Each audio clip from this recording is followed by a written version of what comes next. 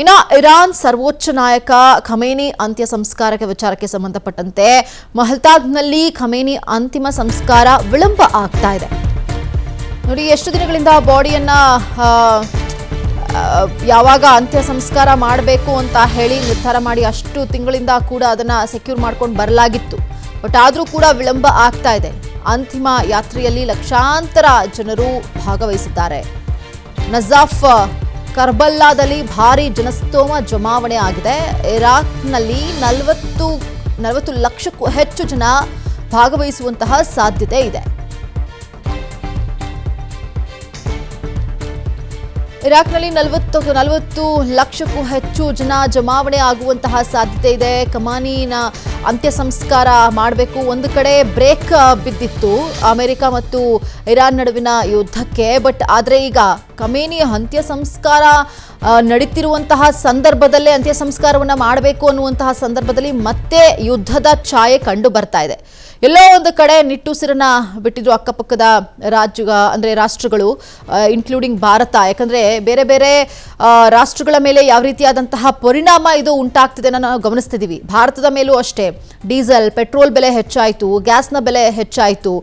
ಗ್ಯಾಸ್ನ ಕನೆಕ್ಷನ್ನೇ ಈಗ ಕಟ್ ಮಾಡಿಬಿಟ್ಟಿದ್ದಾರೆ. ಕನೆಕ್ಷನ್ ತಗೊಳ್ಳೋದು, ಹೊಸದಾಗಿ ನೀವು ಕನೆಕ್ಷನ್ ತಗೊಳ್ಳೋದಕ್ಕೆ ಆಗಲ್ಲ ಇಂತಹ ಸಿಚುವೇಶನ್. ಬಟ್ ಆದರೆ ಈಗ ಮತ್ತೆ ಇರಾಕ್ನ ಮೇಲೆ ಏನು ದಾಳಿ ಮಾಡೋದಕ್ಕೆ ಈಗ ಅಮೆರಿಕ ಮುಂದಾಗಿರುವಂಥದ್ದು. ಇದು ಒಂದು ಕಡೆ ಅಂತ್ಯ ಸಂಸ್ಕಾರ ನಡೀಬೇಕು ಅನ್ನುವಂತಹ ಸಂದರ್ಭದಲ್ಲಿ ಅಮೆರಿಕದ ಈ ಒಂದು ನಿರ್ಧಾರ ಸಾಕಷ್ಟು ಕುತೂಹಲಕ್ಕೆ ಕಾರಣ ಆಗ್ತಾ ಇದೆ. ಇದ್ರ ಬಗ್ಗೆ ಮತ್ತಷ್ಟು ಮಾಹಿತಿಯನ್ನು ಕೊಡ್ತಾರೆ. ಲೈವ್ ಅಲ್ಲಿ ಕನೆಕ್ಟ್ ಆಗಿದ್ದಾರೆ ನ್ಯೂಸ್ ರೂಮ್ ಇಂದ ಶಿವಶಂಕರ್. ಲೈವ್ ಅಲ್ಲಿ ಕನೆಕ್ಟ್ ಆಗಿದ್ದಾರೆ. ಶಿವಶಂಕರ್, ಒಂದು ಕಡೆ ಖಮೇನಿಯನ್ನ ಅಂತ್ಯ ಸಂಸ್ಕಾರ ಮಾಡೋದನ್ನ ಸಾಕಷ್ಟು ತಿಂಗಳುಗಳ ಕಾಲ ತಡೆ ಹಿಡಿಯಲಾಗಿತ್ತು.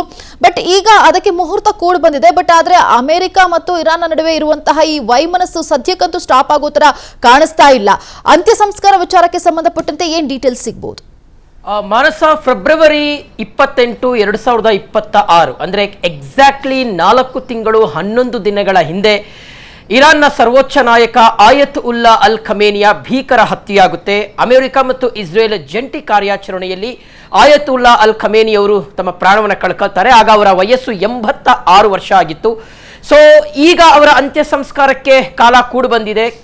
ಈ ತಿಂಗಳ 4ನೇ ತಾರೀಕಿನಿಂದ ಪ್ರಕ್ರಿಯೆಗಳು ಶುರುವಾಯಿತು ಮಾನಸ. ಸೊ ವಿವಿಧ ಧಾರ್ಮಿಕ ಸ್ಥಳಗಳಿಗೆ, ಶಿಯಾ ಪಂಗಡಕ್ಕೆ ಸೇರಿರ್ತಕ್ಕಂತಹ, ಸಮುದಾಯಕ್ಕೆ ಸೇರಿರ್ತಕ್ಕಂತಹ ಬೇರೆ ಬೇರೆ ಧಾರ್ಮಿಕ ಸ್ಥಳಗಳಿಗೆ ಅವರ ಒಂದು ಪಾರ್ಥಿವ ಶರೀರವನ್ನು ತೆಗೆದುಕೊಂಡು ಹೋಗಲಾಯಿತು. ಫೈನಲಿ ಈಗ ಅವರ ಅಂತ್ಯ ಸಂಸ್ಕಾರವನ್ನ ನಡೆಸಲಾಗ್ತಾ ಇದೆ ಮಷಾದ್ ಆಯತುಲ್ಲಾ ಅಲ್ ಖಮೇನಿ ಅವರ ಸ್ವಂತ ಊರಾಗಿದೆ.